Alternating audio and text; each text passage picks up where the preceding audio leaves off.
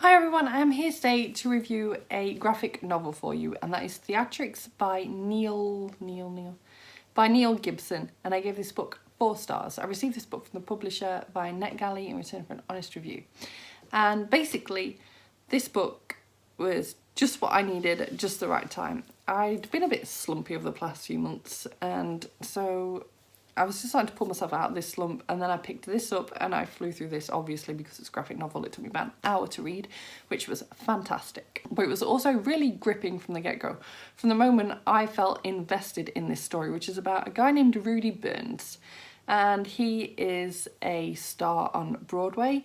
He's really sort of popular and doing really well, and then things aren't all as they necessarily appear to seem.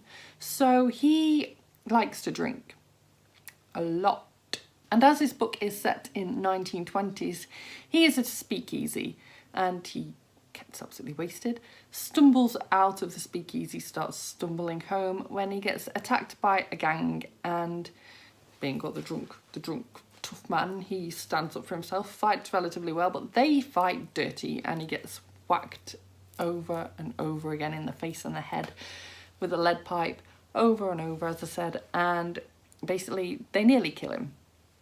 He wakes up in hospital with like bandages all around his face. He is totally disfigured, and it's impossible to know at this point just how disfigured he's going to end up being. But obviously this will have a direct effect on his career and his livelihood, and will probably, make him realise that maybe life wasn't so bad before this. But we pick up the story from just before he gets attacked, and yeah, we follow him as he sort of goes through his, as he tries to get his life back in order, basically, after this attack. It's a really, really fun read. There were humorous parts in there that I'm not even sure I was meant to necessarily find funny, but I did all the same. You're probably meant to find it funny, but when you sat there thinking, should I be laughing at this? I had that a couple of times in this book. I really felt for Rudy at first. I felt really sorry for his situation. Yes, I know he'd got himself into that situation by the fact that he'd been out drinking and he decided to walk home alone, which is just stupid. We've all never done that before. But honestly, I struck a chord with that. I was like, okay, so we've all done silly things like decide to walk home alone when we're drunk, and you don't know what could happen to you in that situation.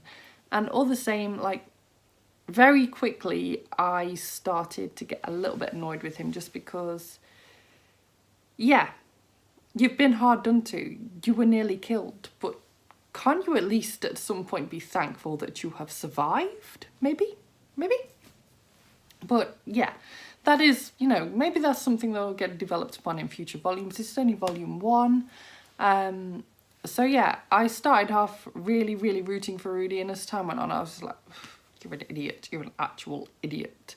And then, things pick up. I can't really talk about what happens, but things happen. I still don't necessarily approve of how Rudy is going about things in life, but, he's getting on with life all the same. And you do sort of get other recurring characters popping up as well. And I must say that one of them in particular, who I don't want to mention because it might get a bit spoilery into why I don't like him, but the long and the short of it is, he's basically using Rudy, and this guy just drives me insane. And why Rudy can't spot it either. It even gets pointed out by another character, you are using him for the situation, you are using him, and the guy finds a way of somehow justifying it, and it just drove me bananas.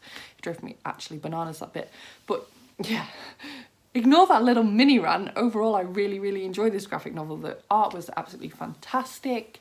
We'd got sort of colour themes going on, as you often do with graphic novels, and especially with I keep wanting to call him Neil Gaiman, Neil Gibson. Especially with Neil Gibson, I've read a couple of his other graphic novels, and they're all really sort of colour specific. So the colour fluctuates with mood and what's happening with the situation. So when there's angry scenes, it's all really red and bloody and gruesome. But then you've got the really kind of miserable and more down-to-earth scenes that are darker tones, and I just absolutely adored the graphics in this. So overall, this was a really strong first volume in this series, and other my minor quibbles which annoyed me more than I realised until I actually sat down and started waffling on about them, this was a really fantastic read. So as I said, I gave this 4 stars, highly recommend this book, and also any other books that you see by this author, because I really enjoy his work. So thank you so much for watching this review. If you liked it, please give it a thumbs up.